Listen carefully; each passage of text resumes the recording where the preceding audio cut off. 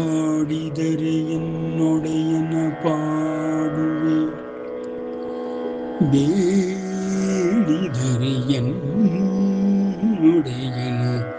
ಬೇಡುವೆ. ಪಾಡಿದರೆ ಎನ್ನೊಡೆಯನ ಪಾಡುವೆ, ಬೇಡಿದೊಡೆ ಎನ್ನೊಡೆಯನ ಬೇಡುವೆ. ಒಡೆಯಗೆ ಒಡಲನು ತೋರುವೆ, ಎನ್ನೊಡೆಯಗೆ ಒಡಲನು ತೋರುವೆ. ಎನ್ನ ಭಕುತಿಯ ಬಡತನ ಭಿನ್ನ ಮಾಡುವೆ, ಎನ್ನೊಡೆಯಗೆ ಒಡಲನು ತೋರುವೆ. ಎನ್ನ ಭಕುತಿಯ ಭಿನ್ನ ಮಾಡುವೆ. ಒಡೆಯ ಪುರಂದರ ವಿಠಲನ ಅಡಿಗಳನ್ನು ಸಾರಿ ಬದುಕುವೆ, ಸೇರಿ ಬದುಕುವೆ. ಎನ್ನೊಡೆಯ ಪುರಂದರ ವಿಠಲನ ಅಡಿಗಳನ್ನು ಸಾರಿ ಬದುಕುವೆ, ಸೇರಿ ಬದುಕುವೆ.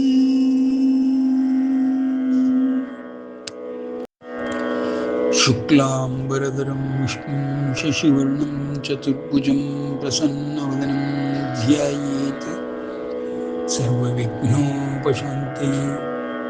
ಅಗಜಾನನ ಪದ್ಮಾರ್ಕಂ ಗಜಾನನಮಹರ್ನಿಶಂ ಅನೇಕದಂತಂ ಭಕ್ತಾನಾಂ ಏಕದಂತಮುಪಸ್ಮಹೇ. ಗುರುಬ್ರಹ್ಮಾ ಗುರುರ್ವಿಷ್ಣುಃ ಗುರುರೇವ ಮಹೇಶ್ವರಃ, ಗುರುಃ ಸಾಕ್ಷಾತ್ ಪರಬ್ರಹ್ಮ ತಸ್ಮೈ ಶ್ರೀ ಗುರವೇ ನಮಃ.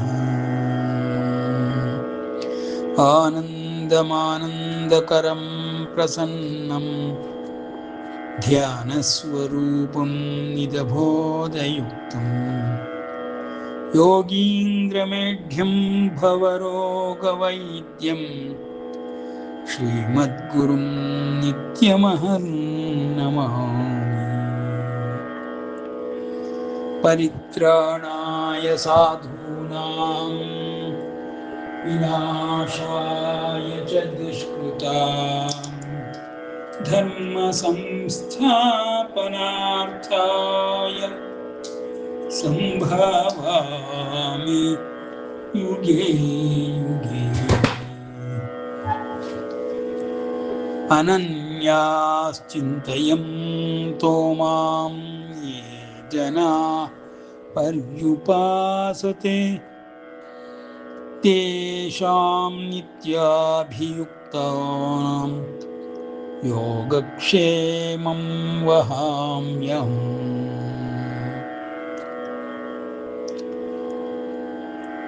ಕರ್ಮಣ್ಯೇವಾಧಿಕಾರಸ್ತೆ ಮಾ ಫಲೇಷು ಕದಾಚನ ಮಾ ಕರ್ಮಫಲಹೇತುರ್ಭೋಃ ಮಾ ತೇ ಸಂಗೋಸ್ತ್ವಕರ್ಮಣಿ. ಸರ್ವಧರ್ಮಾನ್ ಪರಿತ್ಯಜ್ಯ ಮಾಮೇಕಂ ಶರಣಂ ವ್ರಜ, ಅಹಂ ತ್ವಾ ಸರ್ವಪಾಪೇಭ್ಯೋ ಮೋಕ್ಷಯಿಷ್ಯಾಮಿ ಮಾ ಶುಚಃ. ತಮೇವ ಶರಣಂ ಗಚ್ಚ ಸರ್ವಭಾವೇನ ಭಾರತ, ತತ್ಪ್ರಸಾದಾತ್ ಪರಾಂ ಶಾಂತಿಂ ಸ್ಥಾನಂ ಪ್ರಾಪ್ಸ್ಯಸಿ ಶಾಶ್ವತಂ. ಯ ಇಮಂ ಪರಮಂ ಗುಹ್ಯಂ ಮದ್ಭಕ್ತೇಷ್ವಭಿದಾಸ್ಯತಿ ಭಕ್ತಿಂ ಮಯಿ ಪರಾಂ ಕೃತ್ವಾ ಮಾಮೇ ವೈಷ್ಯತ್ಯ ಸಂಶಯಃ. ಅಂಬತ್ವಾಮನುಸಂದದಾಮಿ ಭಗವದ್ಗೀತೆ ಭವದ್ವೇಷಿಣಿ. ಇದುವರೆಗೆ ನಾವು ಭಗವದ್ಗೀತಾ ಜ್ಞಾನ ಅಭ್ಯಾಸದ 13 ಅಧ್ಯಾಯಗಳನ್ನು ನೋಡುತ್ತಾ ಕ್ಷೇತ್ರಜ್ಞನ ಬಗ್ಗೆ ಎಲ್ಲ ವಿಷಯಗಳನ್ನು ತಿಳಿಸಿಕೊಟ್ಟ ಪರಮಾತ್ಮನು ಈಗ 13ನೇ ಅಧ್ಯಾಯದಲ್ಲಿ ಕ್ಷೇತ್ರದ ಬಗ್ಗೆ ತಿಳಿಸಿಕೊಡುತ್ತಿದ್ದಾನೆ. ಕ್ಷೇತ್ರಜ್ಞನಿಗೂ ಯಾವ ರೀತಿಯ ಸಂಬಂಧ, ಕ್ಷೇತ್ರಜ್ಞನ ಭಾವವನ್ನು ಪ್ರತಿ ಜೀವಾತ್ಮವು ಹೊಂದಬೇಕೆಂಬುದಾಗಿಯೂ,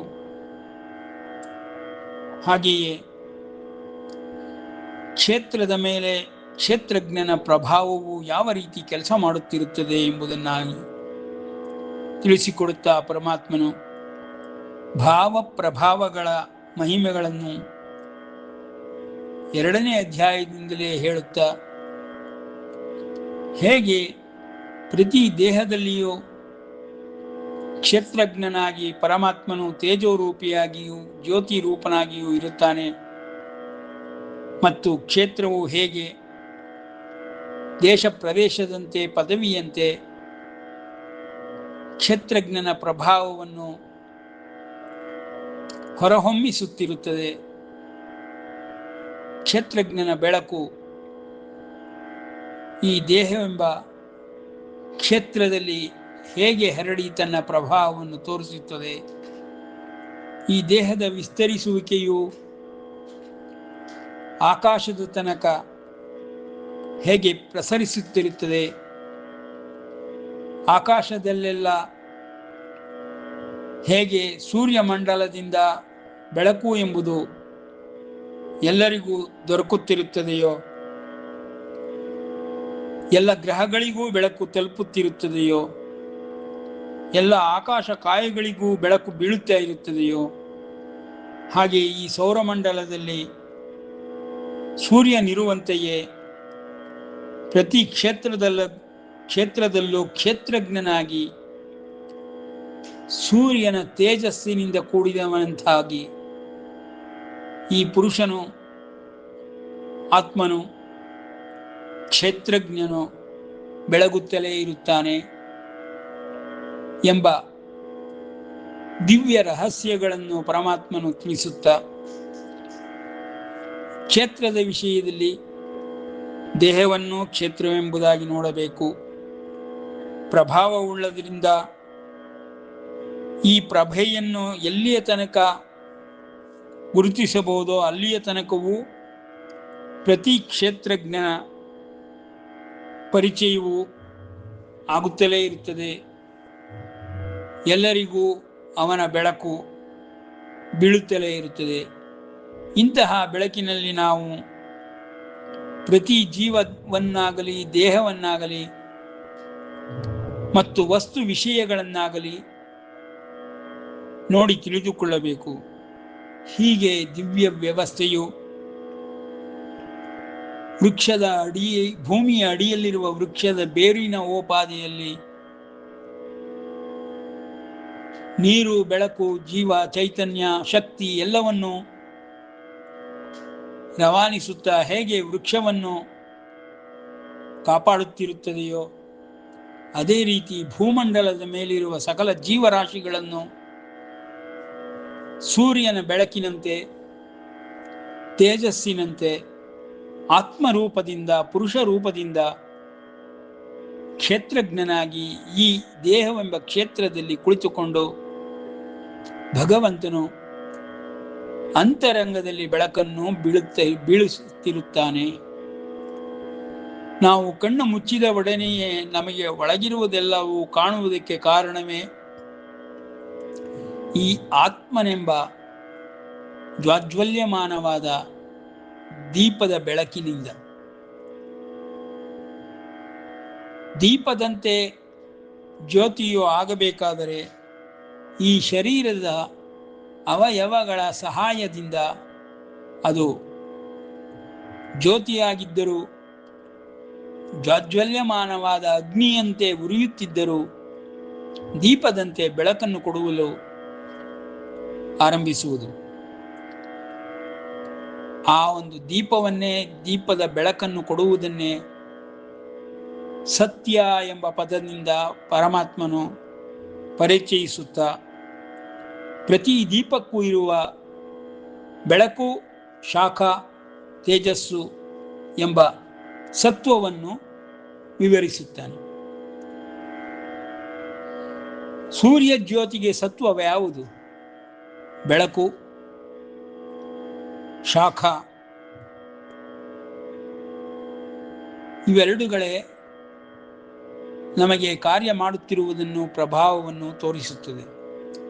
ಅದೇ ರೀತಿಯಲ್ಲಿಯೇ ಸೂರ್ಯನ ಅಂಶನಾಗಿ ಪುರುಷನು, ಆತ್ಮನು ಅಥವಾ ಬ್ರಹ್ಮನು ಪ್ರತಿ ದೇಹದೊಳಗೆ ಕ್ಷೇತ್ರಜ್ಞನಂತೆ ಕಾರ್ಯ ಮಾಡುತ್ತಾ, ಈ ದೇಹದ ಒಳಭಾಗದಲ್ಲಿಯೂ ಅವನ ಪ್ರಭಾವದಿಂದ ಹೊರಭಾಗದಲ್ಲಿಯೂ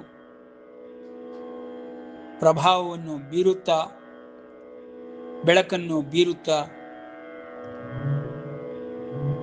ಇಡೀ ದೇಹವೇ ಒಂದು ಸ್ಥಿರವಾದ ಶಾಖವನ್ನು ತೋರಿಸುತ್ತಾ, ಕ್ಷೇತ್ರವನ್ನಾಗಲಿ, ಪದವಿಯನ್ನಾಗಲಿ, ಪ್ರದೇಶವನ್ನಾಗಿ ಆಗಲಿ, ಪ್ರಭಾವವನ್ನೇ ಆಗಲಿ ನಮಗೆ ತಿಳಿಸಿಕೊಡುತ್ತದೆ. ಹೀಗೆ ದಿವ್ಯ ವ್ಯವಸ್ಥೆಯು ಅಣುರೇಣು ಪರಮಾಣುಗಳಿಂದ ಆರಂಭವಾಗಿರುವಂಥದ್ದು ಮಹತ್ತಾದ, ಬೃಹತ್ತಾದ ಆಕಾಶದಲ್ಲಿ ವ್ಯಾಪಿಸಿರುತ್ತದೆ.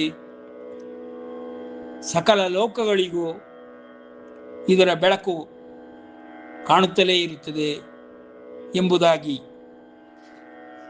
ಹೊರಗಿನ ಬೆಳಕನ್ನು ಹೇಗೆ ವರ್ಣಿಸುತ್ತೇವೆಯೋ, ಜ್ಯೋತಿಯನ್ನು ಹೇಗೆ ಕಾಣುತ್ತೇವೆಯೋ, ಅದೇ ರೀತಿಯಲ್ಲಿ ಕ್ಷೇತ್ರನ ಒಳಗಿರುವಂತಹ ಕ್ಷೇತ್ರಜ್ಞನ ಬೆಳಕನ್ನು ನಾವೆಲ್ಲರೂ ಕಾಣಬಹುದು.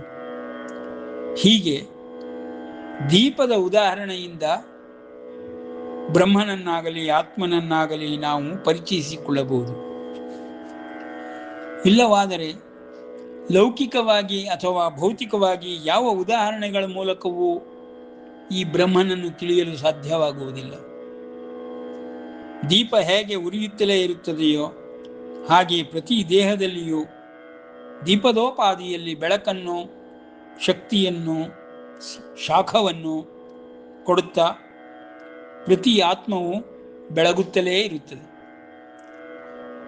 ಈ ರೀತಿಯ ಆತ್ಮಗಳು ಭೌತಿಕ ಶರೀರ ಬಿಟ್ಟ ಒಡನೆಯೇ ಇನ್ನೊಂದು ದೀಪಕ್ಕೆ ಸೇರಿಕೊಳ್ಳುವ ಪ್ರಕ್ರಿಯೆಯನ್ನು ಎಲ್ಲ ದೇವತಾದಿಗಳು, ಶಕ್ತಿ ದೇವತೆಗಳು ಆಚರಿಸುತ್ತಾ ಬಂದಿದ್ದಾರೆ.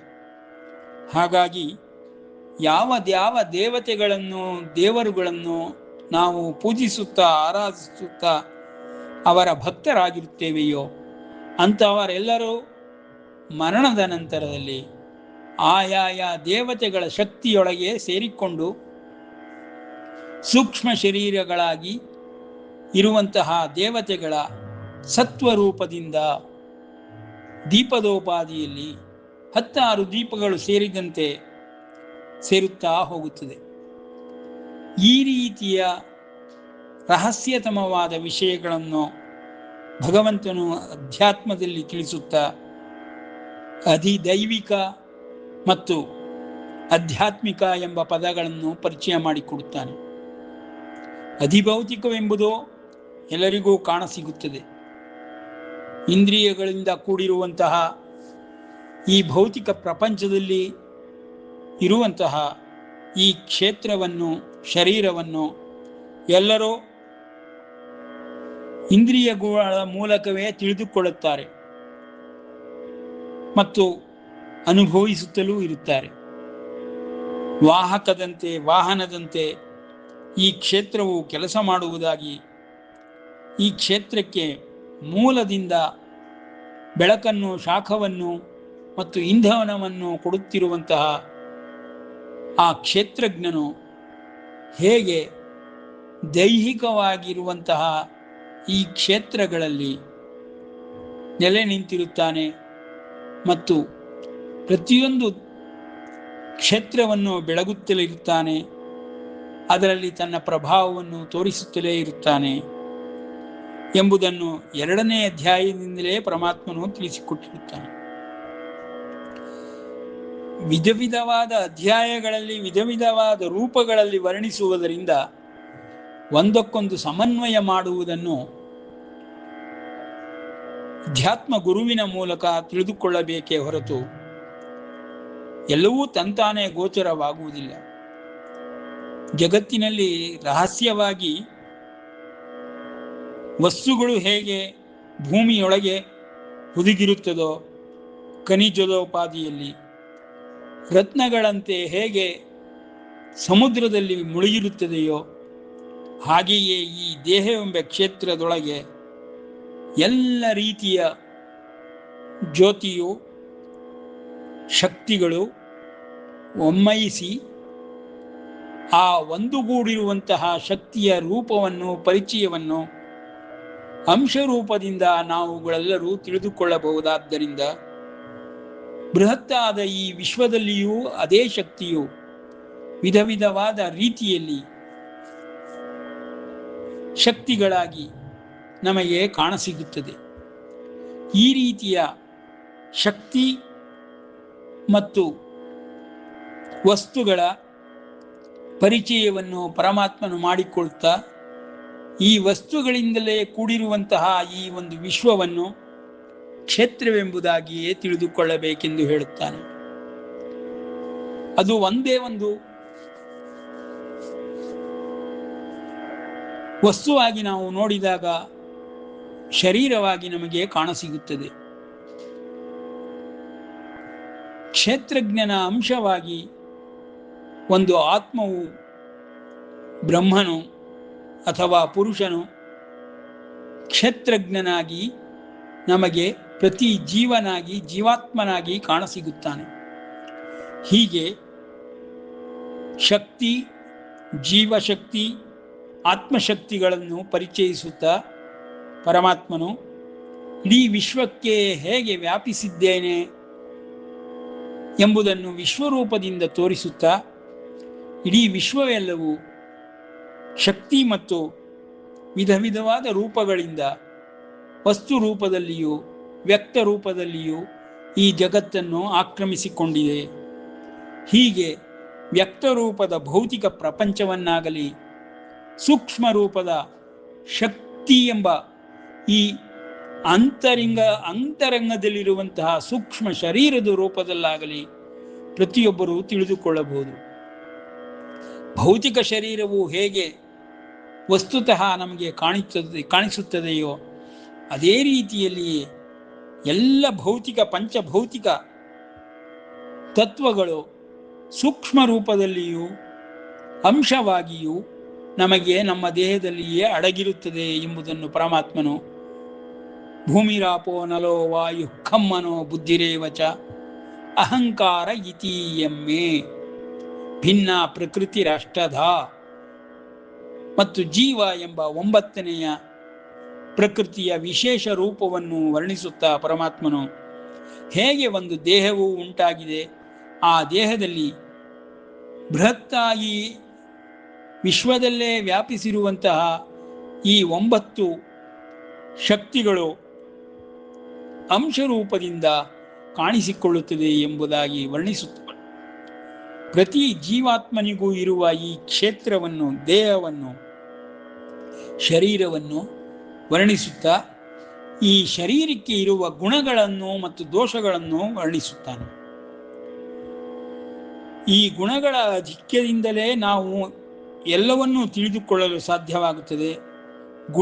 ಗುಣಗಳ ಮೂಲಕವಾಗಿಯೇ ತೇಜಸ್ಸಾಗಲಿ, ದೀಪದ ಬೆಳಕಾಗಲಿ, ಶಾಖವಾಗಲಿ ಹೊರಹೊಮ್ಮುತ್ತಾ ಇದರ ಅಸ್ತಿತ್ವವನ್ನು, ವ್ಯಕ್ತರೂಪವನ್ನು ಪ್ರಕಾಶಪಡಿಸುತ್ತದೆ. ಹೀಗೆ ಈ ಆಂತರಿಂಗ ವಿಜ್ಞಾನವನ್ನು, ಭೌತಿಕ ವಿಜ್ಞಾನವನ್ನು ಒಂದಕ್ಕೊಂದು ಸಮನ್ವಯ ಮಾಡಿ ಮೇಳೈಸಿ ನೋಡಿದಾಗ ಶಕ್ತಿ ಮತ್ತು ವಸ್ತುಗಳ ಸಮತೋಲನವು ಹೇಗೆ ಕಾಪಾಡಲ್ಪಟ್ಟಿದೆ ಎಂಬುದನ್ನು ಪರಮಾತ್ಮನು ಬಿಡಿಸಿ ಬಿಡಿಸಿ ಹೇಳುತ್ತಾ ತೋರಿಸುತ್ತಾನೆ. 13ನೇ ಅಧ್ಯಾಯದಲ್ಲಿ ಕ್ಷೇತ್ರದ ಬಗ್ಗೆ ಪರಿಚಯಿಸುವಾಗ ಈ ಕ್ಷೇತ್ರವೆಂಬ ಶರೀರವು ಗುಣಗಳಿಂದ ಹೇಗೆ ತುಂಬಿದೆಯೋ ಹಾಗೆಯೇ ದೋಷದಿಂದಲೂ ತುಂಬಿ ವಿಕಾರವುಳ್ಳದ್ದಾಗಿದೆ. ಈ ದೋಷಗಳನ್ನೆಲ್ಲವನ್ನು ನಿವಾರಿಸಿಕೊಳ್ಳುವುದರ ಮೂಲಕ, ಗುಣಗಳನ್ನೆಲ್ಲವನ್ನು ಅಭಿವೃದ್ಧಿಪಡಿಸಿಕೊಳ್ಳುವುದರ ಮೂಲಕ ಸತ್ವದ ಅಭಿವೃದ್ಧಿ ಉಂಟಾಗುತ್ತದೆ. ಆ ಸತ್ವದ ಅಭಿವೃದ್ಧಿಯೇ ದೀಪವು ಇನ್ನೊಂದು ದೀಪಕ್ಕಿಂತಲೂ ಪ್ರಕಾಶಮಾನವಾಗಿ ಹೆಚ್ಚು ಬೆಳಕನ್ನು, ಶಾಖವನ್ನು ಕೊಡುವಂತೆ, 10 ದೀಪಗಳು ಸೇರುವಂತೆ, ಸೂತ್ರೇ ಮಣಿಗಣ ಇವ ಎಂಬಂತೆ ಈ ಎಲ್ಲ ಆತ್ಮಗಳು ಪರಮಾತ್ಮನಲ್ಲಿ ಪೋಣಿಸಲ್ಪಟ್ಟಿದೆ. ಪರಮಾತ್ಮನೆಂಬ ವಿಶ್ವಾತ್ಮನಿಗೆ ಇರುವಂತಹ ಆ ಬ್ರಹ್ಮಾಂಡದ ಆತ್ಮವೇ ಅಂಶರೂಪದಿಂದ ಪ್ರತಿಯೊಂದು ಶರೀರದಲ್ಲಿಯೂ ಕಾಣಸಿಗುತ್ತದೆ ಎಂಬುದನ್ನು ವಿಶದಪಡಿಸುತ್ತಾ ಪರಮಾತ್ಮನು ಇಂತಹ ಜ್ಞಾನವನ್ನು, ಇದು ಅಧ್ಯಾತ್ಮ ಜ್ಞಾನವೆಂಬುದಾಗಿಯೂ ಭೌತಿಕ ಜ್ಞಾನಕ್ಕಿಂತ ಹೊರತಾಗಿ ಇರುವುದೆಂಬುದಾಗಿಯೂ, ಭೌತಿಕ ಜ್ಞಾನವನ್ನು ಇಂದಿನ ಕಾಲದಲ್ಲಿ ಆಧುನಿಕ ವಿಜ್ಞಾನಿಗಳೆಲ್ಲರೂ ಪತ್ತೆ ಹಚ್ಚುತ್ತಾ, ವಿಶದೀಕರಿಸುತ್ತಾ, ವಿವರಗಳನ್ನು ಕೊಡುತ್ತಾ ಪ್ರತಿಯೊಂದು ವಸ್ತು ವಿಷಯಗಳನ್ನು ತಿಳಿಸುತ್ತಲೇ ಇದ್ದಾರೆ. ಅಂತರಂಗದಲ್ಲಿರುವಂತಹ ಈ ಶಕ್ತಿಯ ಸ್ವರೂಪಗಳನ್ನು, ಅಂಶರೂಪಗಳನ್ನು ಪರಮಾತ್ಮನು ವರ್ಣಿಸುತ್ತಾ ಅಧ್ಯಾತ್ಮವೆಂಬ ಹೆಸರಿನಲ್ಲಿ ಆಂತರಿಕ ಜ್ಞಾನವನ್ನು ಕರುಣಿಸುತ್ತಿದ್ದಾನೆ. ಮುಖ್ಯವಾಗಿ ಇದೇ ಅಂತರಂಗಿಕವಾದ ಜ್ಞಾನ ಜಗತ್ತನ್ನೇ ನಡೆಸಿಕೊಂಡು ಹೋಗುತ್ತಿದೆ. ಈ ರೀತಿಯ ಜಗತ್ತಿನಲ್ಲಿ ಜೀವ ಮತ್ತು ಚೈತನ್ಯಗಳ ಸಮಾವೇಶವನ್ನು ನಾವು ಕಾಣಬಹುದು ಎಂಬುದಾಗಿ ಪರಮಾತ್ಮನು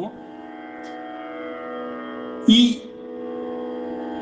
ವಿಷಯಗಳನ್ನು ತಿಳಿದುಕೊಳ್ಳಬೇಕಾದುದರಿಂದ ಜ್ಞೇಯಂ ಯತ್ತತ್ ಪ್ರವಕ್ಷ್ಯಾಮಿ ಯಜ್ಞಾತ್ವಾಮೃತಮಶ್ನುತೆ ಅನಾದಿಮತ್ಪರಂ ಬ್ರಹ್ಮ ನ ಸತ್ ನ ಅಸತ್ ಉಚ್ಯತೆ. ಇದು ಸತ್ತು ಅಲ್ಲ, ಅಸತ್ತು ಅಲ್ಲ. ಸತ್ತು ಅಸತ್ತುಗಳು ದೇಹದಲ್ಲಿ ಮಾತ್ರ ಗುರುತಿಸಲ್ಪಡುವಂತಹ ಗುಣ ಮತ್ತು ದೋಷಗಳು. ಇವೆರಡಕ್ಕಿಂತ ಹೊರತಾಗಿರುವಂತಹ ಕ್ಷೇತ್ರಜ್ಞನು, ಆತ್ಮನು, ಬ್ರಹ್ಮನು, ಪುರುಷನು ಅಥವಾ ಪರಮಪುರುಷನು, ಪರಮಾತ್ಮನು, ಪರಬ್ರಹ್ಮನು ಶ್ರೇಷ್ಠವಾದ ಭೌತಿಕ ನೆಲೆಯಿಂದ ತಿಳಿದುಕೊಳ್ಳಲಾಗದಂತಹ ವಿಶೇಷವಾದ ಅಸ್ತಿತ್ವವುಳ್ಳವನು ಎಂಬುದಾಗಿ ಪರಮಾತ್ಮನು ಸರ್ವತಃ ಪಾಣಿಪಾದಂ ತತ್ ಸರ್ವತೋ ಅಕ್ಷಿ ಶಿರೋಮುಖಂ ಸರ್ವತಃ ಶ್ರುತಿಮಲ್ಲೋಕೆ ಸರ್ವಮಾವೃತ್ಯ ತಿಷ್ಠತಿ ಸರ್ವೇಂದ್ರಿಯ ಗುಣಾಭಾಸಂ ಸರ್ವೇಂದ್ರಿಯ ವಿವರ್ಜಿತಂ ಅಸಕ್ತಂ ಸರ್ವಭೃಚ್ಚೈವ ನಿರ್ಗುಣಂ ಗುಣಭೋಕ್ತೃಚ.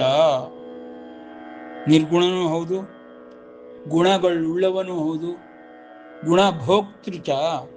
ಗುಣಗಳನ್ನು ಭೋಗಿಸುವ ಶರೀರದಲ್ಲಿ ಸದಾ ನೆಲೆಸಿರುವ ಕ್ಷೇತ್ರಜ್ಞನಂತೆ ಕಂಗೊಳಿಸುತ್ತಾನೆ ಎಂಬುದಾಗಿ ಈ ಕ್ಷೇತ್ರದ ಮಹಿಮೆಯನ್ನು, ಶರೀರದ ವಿಚಿತ್ರ ಸ್ಥಿತಿಗಳನ್ನು, ರಚನೆಗಳನ್ನು ವರ್ಣಿಸುತ್ತಾ ಪರಮಾತ್ಮನು ಬಹಿರಂತಶ್ಚ ಭೂತಾನಾಂ ಅಚರಂ ಚರಮೇವಚ. ಈ ಭೌತಿಕ ಶರೀರವನ್ನು ಉಳ್ಳಂತಹ ಪ್ರತಿಯೊಂದನ್ನು ಭೂತಾನಾಂ ಎಂಬುದಾಗಿ ಪದಪರಿಚಯ ಮಾಡಿಸುತ್ತ ಈ ಶರೀರದ ಸೂಕ್ಷ್ಮ ರೂಪದ ಶರೀರವನ್ನು ಭೂತಾನಾಂ ಎಂಬುದಾಗಿಯೇ ಪರಿಚಯ ಮಾಡಿಸುತ್ತಾನೆ. ಭೂತವೆಂದರೆ ಭೌತಿಕ ಶರೀರವನ್ನು ಹೊಂದಿರುವವನು ಎಂಬುದಾಗಿ, ಮತ್ತು ಭೌತಿಕದ ಸೂಕ್ಷ್ಮ ಶರೀರವನ್ನು ಅಂಶ ಸಂಭೂತನಾಗಿ ಹೊಂದಿರುವವನು ಭೂತ ಎಂಬುದಾಗಿಯೇ ಕರೆಸಿಕೊಳ್ಳುತ್ತಾನೆ. ಹೀಗೆ ಭೂತ ಎಂಬುದಕ್ಕೆ ಎರಡೂ ಶರೀರಗಳ ಮೇಳೈಸಿ ಉಂಟಾಗಿರುವಂತಹ ಶಕ್ತಿ ದ್ಯೋತಕವಾದಂತಹ ಆಹಾರಾದಿ ಇಂಧನಗಳಿಂದ ಇದನ್ನು ದಿನವೂ ಉತ್ತೇಜಿತಗೊಳಿಸುತ್ತಾ ಊರ್ಜಿತಗೊಳಿಸುತ್ತಾ ಯಾರೊಬ್ಬನು ಸತ್ವವನ್ನು ಅಧಿಕ ಮಾಡಿಕೊಳ್ಳುತ್ತಾನೆಯೋ ಅಂತಹ ಸಾತ್ವಿಕನು ಮರಣಾನಂತರದಲ್ಲಿ ಅವರವರ ದೇವತೆಗಳೆಂಬ ಶಕ್ತಿ ಕೇಂದ್ರಗಳಲ್ಲಿ ಸೇರಿಕೊಂಡು ಬಿಡುತ್ತಾನೆ. ಅರ್ಥಾತ್ ಆಯಾಯ ದೇವಲೋಕಗಳಿಗೆ ಹೋಗುತ್ತಾನೆ. ಯಾವ ದೇವತೆಗಳನ್ನು ಪೂಜಿಸದೆ ನಂಬದೆ ಅಶ್ರದ್ಧದಾನಾಂ ಇರುವಂತಹ ಜನಗಳು ಅಜ್ಞಶ್ಚ ಅಶ್ರದ್ಧದಾನಶ್ಚ ಆಗಿರುವಂತಹವರುಗಳು ಈ ಲೋಕದಲ್ಲಿ ಶೋಭಿಸುವುದಿಲ್ಲ, ಪರಲೋಕದಲ್ಲಿಯೂ ಅವರಿಗೆ ಪ್ರವೇಶ ಸಿಗುವುದಿಲ್ಲ. ಅವರು ಮತ್ತೆ ಮತ್ತೆ ತಮ್ಮ ಕರ್ಮಾನುಸಾರ ಪುಣ್ಯಾನುಸಾರ ಹೊರೆ ಎಂಬ ಪಾಪವನ್ನು ಹೊತ್ತುಕೊಂಡು ಮತ್ತೆ ಮತ್ತೆ ಜನ್ಮಗಳನ್ನು ತಾಳುವುದರ ಮೂಲಕ ಈ ಜನ್ಮ ಮೃತ್ಯು ಚಕ್ರದಿಂದ ಹೊರಬರಲಾರದೆ ನಿರಂತರವಾಗಿ ವಿಶ್ವವೆಲ್ಲಿಯ ತನಕ ಇರುವುದೋ ಅಲ್ಲಿಯ ತನಕವೂ ಭವಬಂಧನದಿಂದ ಮಾಯೆಯಿಂದ ಅಜ್ಞಾನದಿಂದ ಪೀಡಿತರಾಗುತ್ತಲೇ ಇರುತ್ತಾರೆ ಎಂಬ ರಹಸ್ಯವನ್ನು ಪರಮಾತ್ಮನು ಹೇಳುತ್ತಾ ಕ್ಷೇತ್ರಜ್ಞನ ವಿಷಯದಲ್ಲಿ ಬಹಿರಂತಶ್ಚ ಭೂತಾನಾಂ ಅಚರಂ ಚರಮೇವ ಚ, ಭೂತಗಳಲ್ಲಿ ಚರವಾಗಿ ಆಗಲಿ ಅಚರವಾಗಿರುವಂತಹ ಒಂದೇ ಪ್ರದೇಶದಲ್ಲಿ ಒಂದೇ ಸ್ಥಳದಲ್ಲಿರುವಂಥದ್ದಾಗಲಿ ಅವುಗಳ ಒಳಗೆ ಇರುವಂತಹ ಸೂಕ್ಷ್ಮ ರೂಪದ ಶರೀರದಿಂದಾಗಲಿ ಸೂಕ್ಷ್ಮತ್ವಾತ್ ತದವಿಜ್ಞೇಯಂ, ಈ ರೀತಿ ಭೌತಿಕ ಶರೀರವನ್ನು ಸೂಕ್ಷ್ಮ ಶರೀರವನ್ನು ತಿಳಿದುಕೊಂಡು ಅತಿ ಸೂಕ್ಷ್ಮವಾಗಿರುವಂತಹ ಆತ್ಮನನ್ನು ಯಾರು ಅರಿಯುತ್ತಾರೆಯೋ, ಬ್ರಹ್ಮನನ್ನು ಯಾರು ತಿಳಿಯುತ್ತಾರೆಯೋ ಅವರನ್ನು ಬ್ರಹ್ಮವಿದರೆಂದು ಹೇಳುತ್ತಾರೆ ಎಂಬುದಾಗಿ. ಅದು ದೂರದಲ್ಲಿಯೂ ಇರುವುದಿಲ್ಲ, ಹತ್ತಿರದಲ್ಲಿಯೂ ಇರುವುದಿಲ್ಲ. ಅದು ಬೆಳಕಿಗೆ ಮಾತ್ರ ಸಾಧ್ಯವಾಗುವಂತಹ ಜ್ಯೋತಿ ಸ್ವರೂಪವಾಗಿರುವಂತಹ ಆತ್ಮನ ಪ್ರತಿಭೆಯನ್ನು ಪ್ರಭಾವವನ್ನು ಜಗತ್ತಿನಲ್ಲೆಲ್ಲ ಕಡೆಯೂ ಜೀವರೂಪದಿಂದ ನೋಡಬಹುದೆಂಬುದಾಗಿ ಪರಮಾತ್ಮನು ಕ್ಷೇತ್ರದ ಮಹಿಮೆಯನ್ನು ಕ್ಷೇತ್ರಜ್ಞನ ಪ್ರಭಾವವನ್ನು ವರ್ಣಿಸುತ್ತಿದ್ದಾನೆ ಎಂಬಲ್ಲಿಗೆ ವಿರಮಿಸೋಣ. ಕೃಷ್ಣಾರ್ಪಣಮಸ್ತು.